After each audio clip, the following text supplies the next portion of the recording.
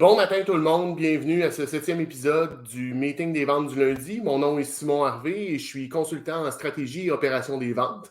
Donc, le concept de l'émission, comme vous le savez sans doute, c'est une ligne ouverte au niveau des ventes, développement des affaires. On partage nos trucs, nos bonnes habitudes, nos mauvais coups, qu'est-ce qui a bien été, qu'est-ce qui n'a pas bien été. Tout ça dans une ambiance relaxe et relativement sympathique. Donc, si vous êtes sur LinkedIn et que vous avez des sous-titres un peu loufoques, c'est de votre côté. En fait, c'est LinkedIn qui fait ça automatiquement. Je vous invite à cliquer dans le bas de votre écran sur les 3 petits points. Vous allez avoir CC, mettez ça à off et ça va enlever tout ça. Si vous avez des questions, il y a 3 façons de le faire. Vous pouvez embarquer live dans le studio. Le lien est un peu partout. Si vous êtes gêné, on n'est même pas obligé de vous mettre à la caméra. On peut mettre juste un avatar. Vous pouvez m'envoyer des questions au préalable à info@commercialnomisco.ca ou vous pouvez partager par le chat ou par les commentaires selon la plateforme que vous utilisez. Je vais en profiter pour dire bonjour à Marie-France, Sébastien, Émilie et Diane. Bon matin. Et j'ai René Lahaye qui est avec moi ici en arrière. Donc, c'est un petit peu ça pour ce matin. Si on partait immédiatement, la semaine dernière, à la fin, si vous vous rappelez, je vous ai parlé on s'est mis un petit défi d'avoir 10 activités de développement des affaires ou de développement des affaires au cours de la prochaine semaine. Donc, si vous vous rappelez, on s'était dit, bon, 10 c'est beaucoup, si on ne les prévoit pas, ce qui va arriver, on va les faire vendredi après-midi 2 heures et ça ne vaudra pas la peine, ça va être scrap.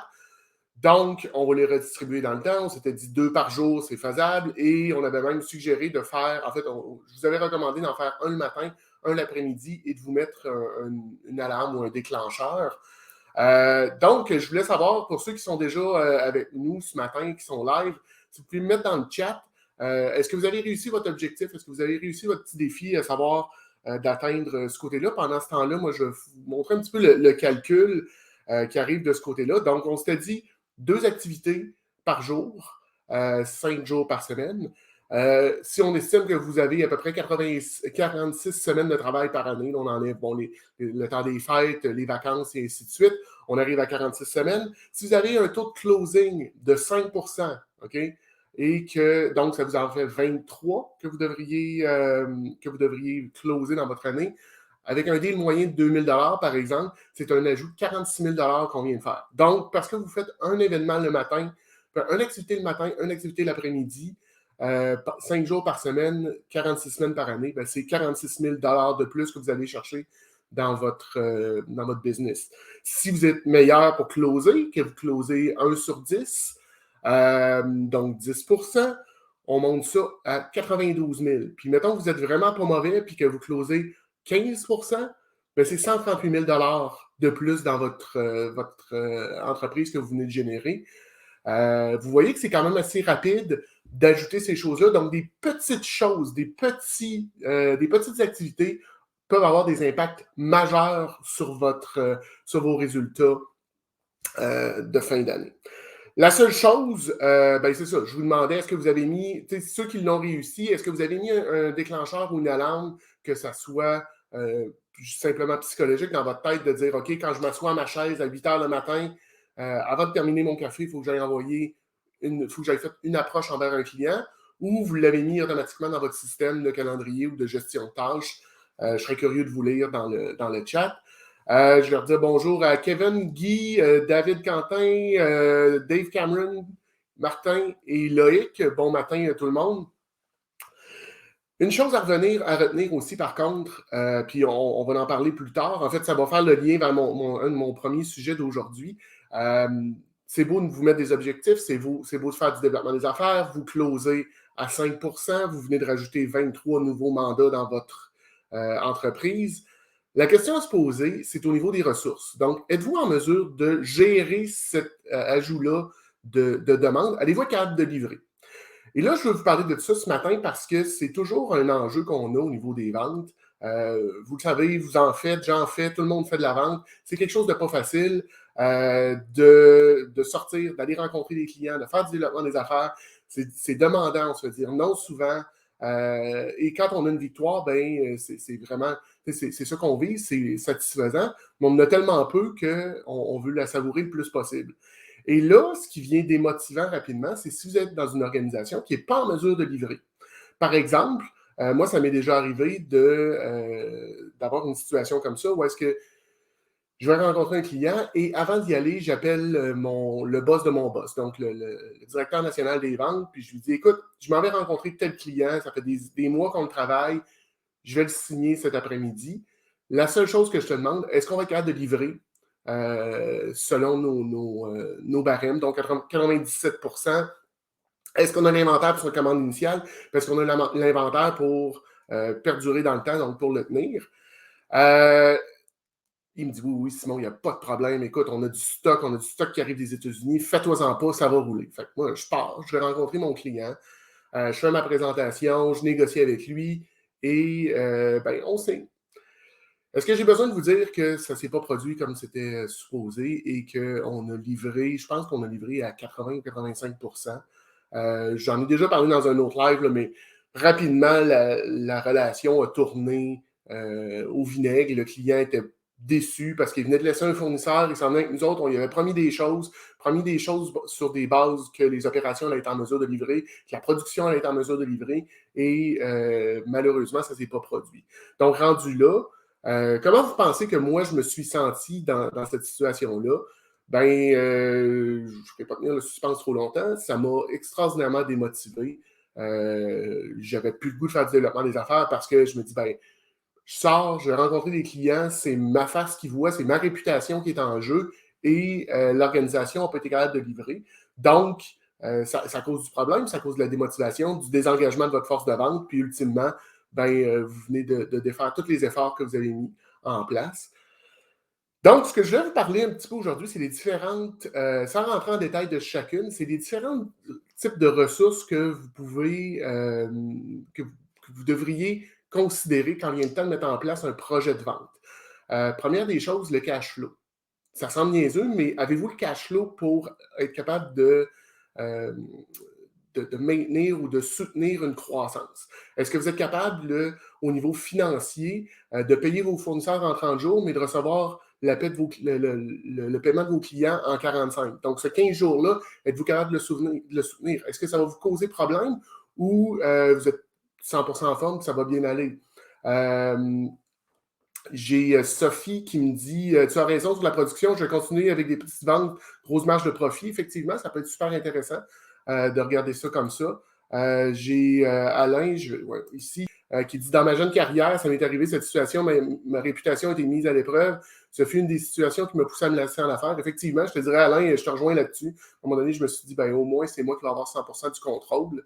Mais c'est pas tout le monde qui a cette fibre entrepreneuriale-là, comme tu peux avoir ou comme je peux l'avoir. Donc, nous, comme personne en affaires, Alain, il faut qu'on s'assure que notre organisation est capable de livrer. Je sais que la tienne, c'est 100% de cas. Si on revient au niveau du cash flow, c'est ça, c'est de vous assurer que vous avez le cash flow nécessaire pour être capable de soutenir votre croissance. Et si vous ne l'avez pas à la base, il existe des programmes. Vous pouvez aller chercher du financement pour gérer votre croissance, que ce soit au niveau de votre banque ou votre caisse, la BDC. Il y a des programmes de financement au niveau gouvernemental qui peuvent vous assister de ce côté-là. Donc, c'est quelque chose à regarder aussi. Je vous parlais tantôt de produits, mais avez-vous l'espace? Si vous vendez un produit physique, vous voulez aller chercher une croissance de 30%, avez-vous l'espace physique pour stocker 30% de plus de stock? Ou est-ce que votre fournisseur est en mesure de vous fournir 30% de plus de stock? Puis, est-ce que lui est capable de le faire d'une façon assez rapide pour que ça n'impacte pas vos ventes? Donc, c'est toutes ces choses-là que vous devez regarder quand vient le temps de mettre en place un processus de vente. Donc, l'espace physique, est-ce que vous allez avoir besoin aussi d'agrandir vos installations, de revoir le workflow au sein de votre organisation? Est-ce que les allées sont bien faites? Est-ce que ça se fait de façon logique? Est-ce que vos produits sont bien placés pour ce qui est quand les choses qui sont rapides, ce qu'on appelle le fast moving? Est-ce qu'il est bien situé, il est placé en avant ou est-ce qu'il est vraiment en arrière puis qu'on perd beaucoup de temps à se déplacer au sein de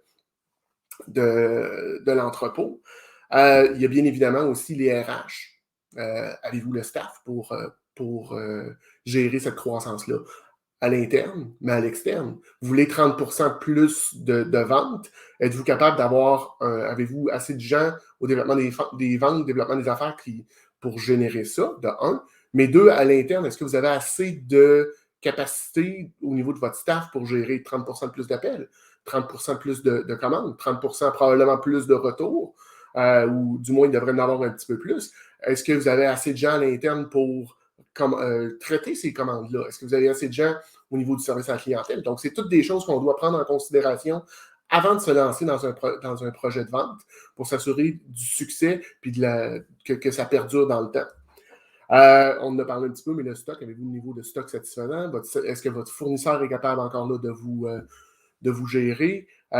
J'ai Martin Michaud qui nous dit que les fournisseurs sont vraiment importants. Effectivement, puis il faut les voir, vos fournisseurs, pas juste comme des simples fournisseurs, mais comme des partenaires. Quand vous avez un projet de croissance agressif, bien, prenez le temps de leur en parler parce que ça a un impact aussi sur leur business. Et peut-être qu'eux doivent en parler à leurs fournisseurs. Donc, c'est de vous assurer que tout le monde dans la chaîne d'approvisionnement, dans votre chaîne de valeur, est sollicité et est au courant de ce que vous voulez faire pour qu'ils puissent vous aider. Parce que si vous avez une croissance de 30% dans votre organisation, ben c'est plaisant pour votre fournisseur parce que ça veut dire que ses ventes à lui, de son côté, vont augmenter sans qu'il y ait vraiment quoi que ce soit à faire. C'est là que l'importance de bien se développer un partenariat avec tant nos clients que nos fournisseurs pour s'assurer qu'on ait une bonne chaîne de ce côté-là. On vient d'en parler, mais les fournisseurs, il y a aussi tout votre côté TI. Ça semble bizarre qu'on parle de TI en vente, mais est-ce que votre système informatique est capable de prendre ça? Est-ce que vous avez facilité votre système informatique pour, peut-être que vos RH ne sont pas là, mais est-ce que votre système informatique est capable de prendre une partie des commandes? Est-ce qu'il y a des choses qu'on peut automatiser pour faciliter ce projet de vente-là, pour l'amener à un autre niveau, que ce soit des trucs plus simples comme Zapier ou des trucs qui sont faits sur mesure par des boîtes de développement pour automatiser vos choses, que vos systèmes se parlent par API ou quoi que ce soit. C'est des choses que vous devez regarder aussi, auxquelles vous devez réfléchir quand vous embarquez dans de la croissance. Puis là, je parle de 30%, ça peut être beaucoup, ça peut être pas beaucoup, selon votre organisation, selon votre industrie. Mais ça demeure que ça soit 5 ou 10 ou 30 ou 50% d'augmentation. L'augmentation au sein d'une organisation, ça met du stress. En tant que gestionnaire, en tant que gestionnaire des ventes, c'est votre rôle aussi de vous assurer que ce stress-là n'est pas trop élevé et que l'organisation est capable de le prendre. On parle aussi des fois puis j'en ai déjà parlé, des objectifs SMART, donc spécifiques, mesurables, atteignables, réalistes et temporels. C'est comme ça qu'on doit établir un objectif. Donc, votre objectif de vente, comme je l'ai dit, que ce soit 30%, que ce soit 5%, il faut que ça soit réaliste pour vous, pour votre industrie. Mais il y a aussi de prendre en compte, avez-vous mis le bon temps? Est-ce que vous voulez aller chercher 20% de plus, 30% de plus de ventes? Vous le faire dans un mois, est-ce que c'est réaliste? Est-ce que vous êtes donné le temps de réussir votre projet de vente? Est-ce que c'est 3 mois, 6 mois, 9 mois, 12, 18, 24? On ne sait pas. On ne peut pas le décider comme ça, mais il faut prendre le temps d'y réfléchir, de s'assurer qu'on met la bonne durée de temps de ce côté-là. Donc, je serais curieux de vous lire, voir si ça fait du sens. Je vais passer rapidement les commentaires que j'ai reçus depuis le début. Qu'est-ce que j'ai ici? J'ai David Quentin qui me dit ce qui est difficile, en fait, c'est de persister sur le long terme. On était un peu plus tôt dans le show, on parlait de se donner du temps et comment c'est difficile de faire du développement des affaires. Puis effectivement, de persister, de se bâtir une cadence. Puis je pourrais y revenir une autre fois, là, mais de mettre un rythme dans notre développement des affaires, c'est important. Et j'ai Martin Michaud qui dit c'est pas bizarre, Simon, beaucoup d'entrepreneurs vendent sur les web.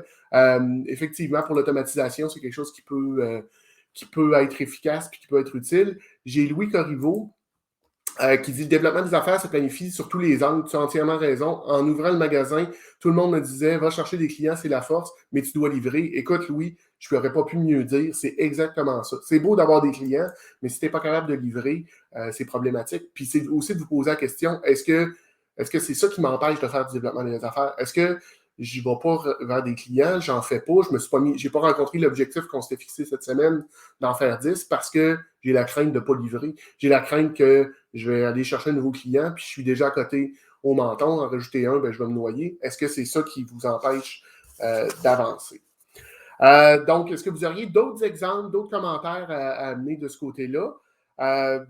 Parce que comme je l'ai expliqué, là, ça va venir si ça accroche du côté interne au niveau de vos ressources, peu importe c'est où, éventuellement, votre force de vente va se désengager. C'est leur réputation, mais c'est votre réputation aussi qui va être prise en ligne de compte puis qui va être touchée par ça. Donc, ça fait un petit peu le tour de ce que j'avais pour la section ressources de ce matin. L'autre truc que je voulais vous parler, c'est au niveau de la préparation. Puis, en fin de semaine, il s'est passé plein de choses de mon côté. Fait que je vais parler de préparation, mais aussi de comment. Ben oui, ça reste de la préparation. Je vais commencer par ça. Mon fils, j'ai Kevin qui me dit, avant qu'on aille plus loin, Kevin Bélanger qui dit, comme on dit, il faut que les babines suivent les bottines. Effectivement, c'est hyper important. Il faut que tu sois capable de livrer. Puis si tu le dis, ben il faut que tu t'assures de capable de livrer. Puis on en a déjà parlé il y a 2 semaines, si je me rappelle bien, c'était Louise qui avait dit under promise puis over deliver. Donc, promets, je sais pas, écoute, on va te livrer 95% en 3 semaines, puis livre-en 97 en 2 semaines, ça va te donner une belle réputation et un effet wow à ton client. Kevin qui redit, j'ai ralenti les ventes avant Noël quand quand on devient rapidement loadé. Effectivement, il faut prendre ça en ligne de compte. Est-ce que vous avez dans votre pipeline les choses qui closent? Est-ce qu'on va être capable de les livrer à temps? Est-ce qu'il y a des gens qui prennent des vacances qui vont impacter? Il faut tout considérer ça. Donc, c'est ça. Revenir à la préparation. Mon fils joue au basketball. Belle saison. Ils ont eu 4 games jusqu'à maintenant, 4 games de gagner, un tournoi ce week-end, 2 games samedi, 2 games dimanche dans la finale. Gagne les 3 premières games. Dimanche matin, puis la plus proche, c'est gagné par 10 points. Fait qu'on rencontre, il y avait 4 équipes dans le tournoi, on rencontre l'équipe en finale. La game commence. Rapidement, ça monte avec un écart de 20 points. Au basketball, 20 points de différence. La game n'est pas gagnée, mais ça commence à être plus difficile pour l'autre équipe. Et là, il y a eu comme un changement au sein de l'équipe. Ils étaient bien préparés, je veux dire, ils sont bien coachés, ils font des bonnes pratiques, tout ce côté-là. Mais les gars sont venus un peu confiants, ont commencé à relâcher, un peu plus brouillons dans leur passe, dans leur remise en jeu, tout ce côté-là. Et faire une histoire courte, l'autre équipe a fini par remonter. Et là, on s'est échangé qui était le meneur plusieurs fois, jusqu'à temps que l'horloge indique plus de temps au tableau. Et malheureusement, l'équipe a perdu par 2 points. Je vous parle de ça parce que ça nous arrive des fois aussi, on vient confiant en vente. Ça fait des mois, des années que je fais affaire avec ce client-là, ça va bien aller, je sais comment ça se passe, puis on l'échappe. Gardez en tête que les petits gars, écoute, il y en a quand même de 6 pieds 4 dans l'équipe en secondaire 5, fait que c'est pas si petit que ça. Mais ils ont fait des erreurs. Ils sont venus trop confiants, trop brouillons, ils n'ont pas sorti la balle, ils n'ont pas gardé leur jeu, ils ne sont pas restés focus. L'autre équipe a continué à travailler fort et c'est finalement eux qui ont gagné. Un peu comme, puis là, on n'embarquera pas dans lesquels des deux, mais si vous avez suivi la F1 hier, c'était la dernière course, c'était la course décisive pour le championnat du monde. Donc, on avait Lewis Hamilton d'un côté, Max Verstappen de l'autre. Ça s'est terminé sur le dernier tour de circuit, un peu controversé, mais je vais vous parler de ce côté-là. On ne sait jamais ce qui peut arriver. Verstappen, rendu au 5 ou 6e tour ou un peu avant, était à 10 ou 12 secondes derrière Lewis Hamilton. On pensait que c'était fait pour Hamilton. Et au dernier instant, il y a eu des changements, un drapeau jaune, et c'est Verstappen qui a gagné. Donc, j'ai un LinkedIn user, je ne sais pas c'est qui, trop focus vente, ça crée un effet rondelle, tu oublies les autres départements de ton entreprise, effectivement. Par contre, je vous dirais, le département de vente, dépendamment de ce que vous faites, mais le département de vente est souvent le moteur qui est en avant. Je serais curieux, par contre, que tu m'expliques c'est quoi l'effet rondelle. Je ne connais pas ce terme-là. Mais personnellement, c'est sûr que je le vois de mon prisme personnel, étant donné que je suis un gars de vente. Mais le département de vente est souvent la locomotive. Donc, il faut s'assurer que les choses soient bien guéries de ce côté-là. Mais il faut que la machine en arrière soit capable de suivre. J'ai Dave Cameron qui me dit l'importance de la préparation. Si j'avais 6 heures pour abattre un arbre, je passerais les 4 premières à affûter ma hache. Effectivement, c'est exactement ça. Il faut bien se préparer. Et j'ai Louis qui dit Dave Cameron, qui est un philosophe. Dave a été effectivement plusieurs Dave le Grand Sage ou le seul et unique Dave Cameron. En revenir un petit peu aussi, je continue dans le côté personnel de la préparation, mais comme vous le savez sans doute, moi je suis un skieur. Vendredi soir, on commençait notre saison. J'avais très, très hâte. Donc, j'avais très hâte de commencer la saison de ski. Excusez-moi, certains changements au sein de notre organisation, peu importe. Je vous dirais que je me suis rendu compte, après ma première descente, que je n'étais pas prêt. Normalement, je vais au gym avant tout l'automne pour me préparer, pour m'assurer que j'ai les jambes fortes, les genoux, les cuisses. Et je ne l'ai pas fait cet automne. Puis je vous dirais que je n'ai pas descendu rapidement, je n'ai pas poussé, mais je l'ai senti dans mes jambes. Donc, ça m'a fait réaliser que j'ai manqué de préparation. Mon contrôle de mes skis, puis je suis un bon skieur, mais le contrôle de mes skis était moins là. J'étais moins réchauffé. Ça va se placer au cours de la saison. Mais j'aurais aimé commencer à mon niveau, au niveau où est-ce que j'étais quand j'ai terminé. Puis là, malheureusement, mon manque de préparation est apparent de ce côté-là. Donc, je vais vous amener un petit peu au niveau du développement des affaires, au niveau des ventes. C'est la même chose. Préparez-vous. Prenez le temps de comprendre ce que vous vendez, de vous former. C'est probablement une chose qui est importante et qu'on ne fait pas. On se dit tous, j'en ai fait, je suis à l'aise, je suis capable, et ainsi de suite. Mais c'est important de prendre du temps pour se former, que ce soit d'écouter des lives, des podcasts, de lire des livres, de suivre des formations, soit synchrones ou asynchrones. Il y a plein de choses que vous pouvez faire pour développer. Puis, ça n'a pas besoin d'être énorme. Des petites choses. On en a parlé tantôt en début, là, l'objectif ou le défi que je vous ai mis de faire de faire 10 actions de développement des affaires par semaine, 2 par jour, un le matin et un l'après-midi. Vous avez vu par les chiffres que je vous ai donnés. Si vous faites ça, avec 5% de taux de closing, c'est 46 000 ou 48 000, 46 000 de plus dans votre organisation que vous allez chercher.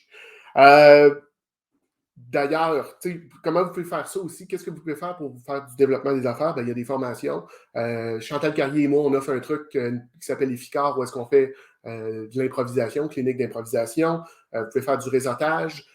Demain soir, il y a un LinkedIn local, donc on est le 13 décembre. C'est pour ceux qui l'écoutent en rediffusion, mais on est le 13 décembre. Demain, le 14, il y a un LinkedIn local Québec auquel vous pouvez participer, c'est gratuit. Et ensuite de ça, ce que je voulais discuter avec vous rapidement, c'est quand vous faites des appels à deux. J'ai des clients qui font ça, je l'ai fait aussi. J'ai fait des pitchs avec soit mon boss ou un partenaire ou ainsi de suite. Préparez-vous. Prenez le temps de faire, prenez un 15-20 minutes avant de faire votre rencontre pour vous assurer que vous êtes sur la même page, de faire un peu un plan de match. Je vais dire ça, toi tu vas dire ça, je vais parler de ce côté-là de la proposition, tu parleras de ce côté-ci, pour que ça coule rapidement. Excusez-moi, j'ai Dave qui me dit, tu peux regarder ton iPhone pour voir le nom des utilisateurs. Oui, je pourrais, mais non, ça m'en fait trop pour faire. Je vais perdre le focus. Donc, mais je ne comprends pas pourquoi Thierry n'apparaît pas, étant donné que je suis connecté avec lui. Mais bon, ça sera... je mettrai un enquêteur là-dessus pour trouver la cause de ça. On va revenir un peu sur la préparation. Donc, préparez-vous des questions, préparez-vous des scénarios selon comment ça va aller quand vous êtes avec un partenaire. Ça peut... en fait, ça va vous permettre d'avoir l'air beaucoup plus professionnel et ça va vous rassurer, ça va être beaucoup plus facile. Donc, j'ai Thierry qui revient l'effet rondelle. Les focus monopolisent constamment l'attention du gestionnaire jusqu'à le rendre aveugle à d'autres problèmes évidents, notamment en matière de gestion des employés. L'attitude du gestionnaire peut même frôler l'insouciance à cet égard. Troisièmement, plus il progresse, plus sa capacité à repérer les focus et s'en détacher deviendra importante. Il en verra d'autres. Mots d'ordre, délégation et confiance. Écoute, je vais prendre le temps d'aller lire là-dessus, mais c'est vraiment intéressant comme concept. Comme je le disais, je ne le connaissais pas, mais je me mets une note, puis je vais aller lire là-dessus plus tard. Ça m'amène au dernier point que j'avais pour vous ce matin, qui est mon indice cornichon. plus tôt ce printemps ou au courant de l'hiver, je ne me souviens plus. J'ai eu un pause, puis bon, ça a dérivé sur les cornichons. J'aime beaucoup, beaucoup les cornichons. Ça devrait être un groupe alimentaire, à mon avis. Ceci étant dit, il y a plusieurs années, puis on remonte probablement il y a pas loin de 19-20 ans, j'ai visionné une vidéo qui s'appelait Give Them the Pickle c'était dans une formation. Puis déjà à ce moment-là, le vidéo faisait vieillot, là, il avait l'air des années 90, mais le message était super intéressant. Je vais le mettre tout de suite. J'ai Dave Cameron qui a mis l'invitation gratuite au LinkedIn local. Le lien est là. Concept Hawaii versus Québec. Donc, vous avez à décider si vous êtes plus Team Hawaii ou Team Québec. Moi, bien évidemment, aimant la neige, je vais être Team Québec. Revenir à mon indice cornichon. Donc, le propriétaire, Bob Farrell, expliquait quelque chose qui s'était passé dans son restaurant plusieurs années auparavant. Un client qui venait 2 à 3 fois par semaine, commandait un burger avec une tranche de cornichon supplémentaire. Donc, il arrive là un bon moment donné, ça fait déjà 2-3 ans qu'il va là, 2 à 3 fois par semaine, s'assoit à sa table, une nouvelle serveuse qui vient se présenter et il demande son extra. Elle dit, ben monsieur, je vais être obligé de vous le charger. Il dit, ben écoute, c'est la première fois qu'on me fait ça, es-tu sûr? Elle dit, ben attends, elle va vérifier avec le gérant, elle revient. Elle dit, ben oui, je vais être obligé de vous le charger, je vais vous le charger 5 cents. Le client l'a payé, il est parti chez eux, il est revenu et il a pris la peine d'écrire à M. Farrell pour lui dire, écoutez, c'est comme ça que vous voulez gérer votre business. Moi, je ne serai plus client pour vous, chez vous. Fait que là, le propriétaire a complètement fait pivoter, a envoyé un message avec un coupon rabais, ainsi de suite. Mais l'idée en arrière de ça, c'est qu'il est en train de perdre un client pour un pickle. On s'entend, là, c'est complètement ridicule. C'est complètement ridicule de perdre un client pour un pickle. Et là, ça m'a fait réfléchir. En fait, il y a quelque chose en arrière de ça, c'est qu'il faut prendre ça positivement. On a déjà jasé avec Maud Dupuis. Quand un client nous donne du feedback, c'est de l'or en barre. Ça nous donne une chance de s'améliorer. Il faut le prendre. C'est extraordinairement précieux. Quand un client prend la peine de nous donner du feedback et que c'est une opportunité pour nous de nous améliorer, il faut le prendre. Il faut travailler avec ça. Puis là, on avait parlé, si vous vous souvenez avec Maud, un peu, là, quand le client nous demande quelque chose, il ne faut pas ouvrir son jeu trop rapidement. Des fois, on peut en donner plus on peut être prêt à donner plus que ce que le client veut. Mais qu'est-ce qu'on fait si le client veut quelque chose? Puis là, je me suis dit, à moins que je développe un indice pickle. Je voudrais vous entendre là-dessus. Est-ce que ça vaut la peine? Est-ce que ça vous parle si je vous parle d'un indice pickle qui serait, grosso modo, de dire, c'est quoi la valeur de ce que le client vaut versus c'est quoi mon coût d'acquisition d'un client? Donc, sans rentrer vraiment dans les détails, puis ça qu'on mathématise le tout, moi, je me dis que c'est quelque chose qui est quand même, c'est quelque chose qu'on devrait avoir en tête quand on a une situation qui peut être un peu touché avec un client, c'est-à-dire de dire, OK, ce client-là, pour acquérir un nouveau client, ça me coûte 300 $. Ce qu'il veut, ça coûte 25. Est-ce que je m'obstine avec pour 25 $? Chaque organisation est différente. Chaque organisation est unique. Il faut le voir selon votre réalité. Mais j'aurais tendance à vous dire que de prendre ça en considération, de toujours regarder combien ça coûte acquérir un client, puis est-ce que je suis vraiment, il y a toujours aussi, est-ce que je suis vraiment à risque de le perdre ou est-ce que c'est un bluff? Il y a aussi une chose qu'on peut faire, c'est de mettre en place une classification de clients.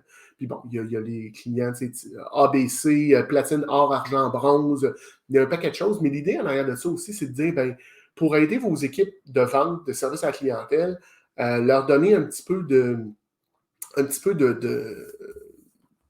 latitude pour qu'ils soient en mesure de réagir si un client se présente. Mais je voulais, dans le fond, vous parler de l'indice pickle.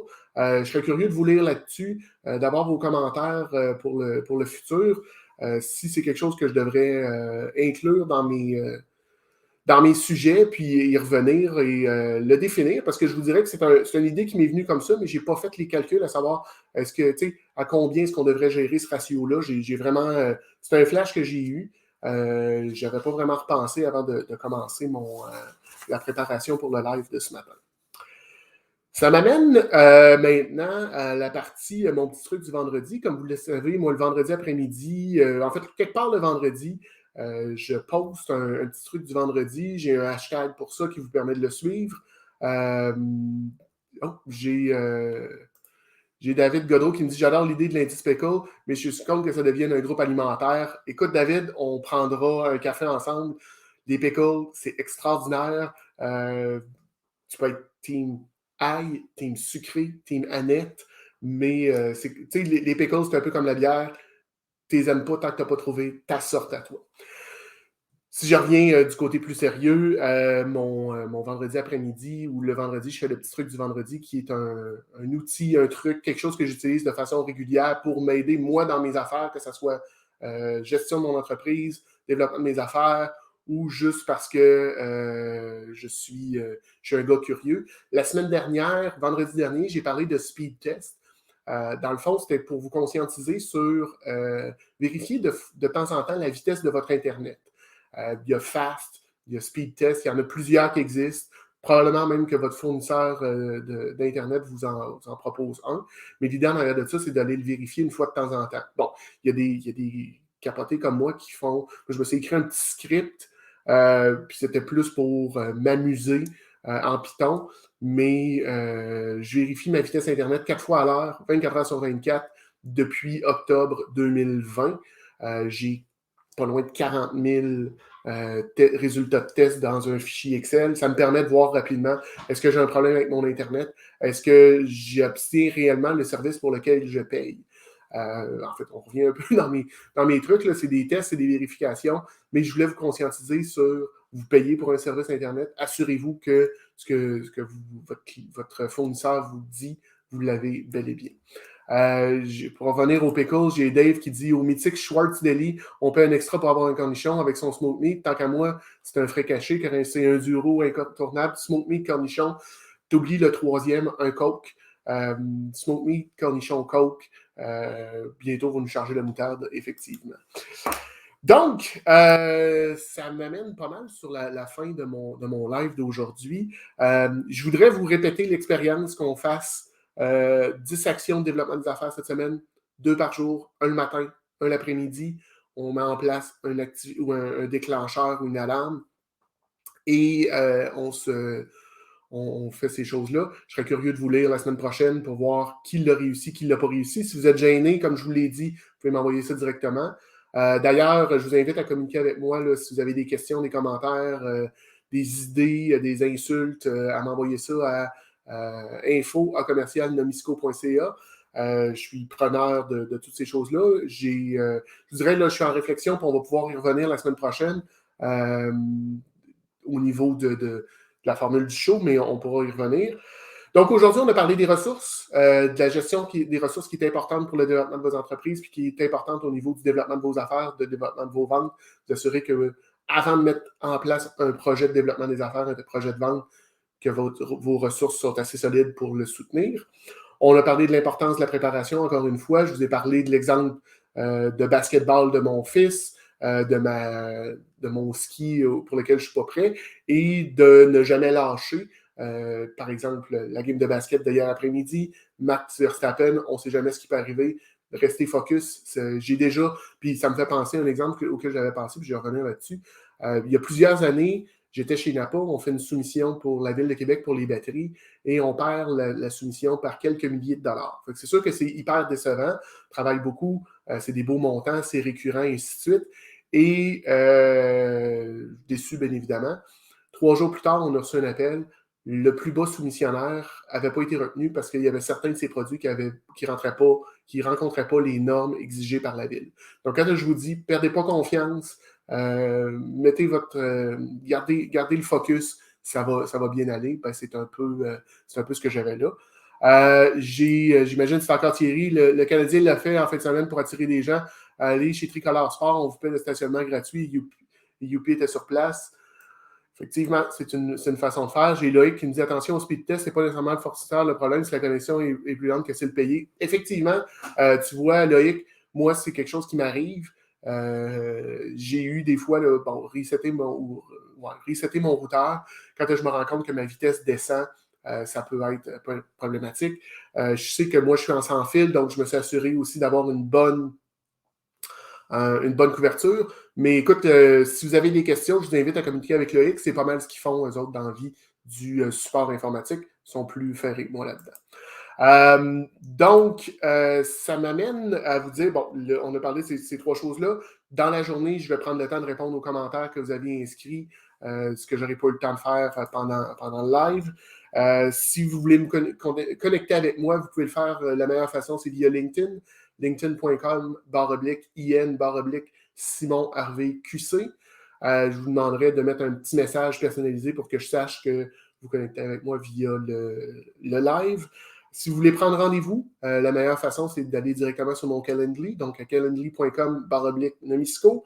Comme je l'ai dit, si vous avez des questions, des commentaires, des idées de sujets, vous pouvez communiquer à info@commercialnomisco.ca. Et sur ça, je vais vous souhaiter une bonne fin de journée, une bonne semaine, des bonnes ventes. À la semaine prochaine. Bye tout le monde.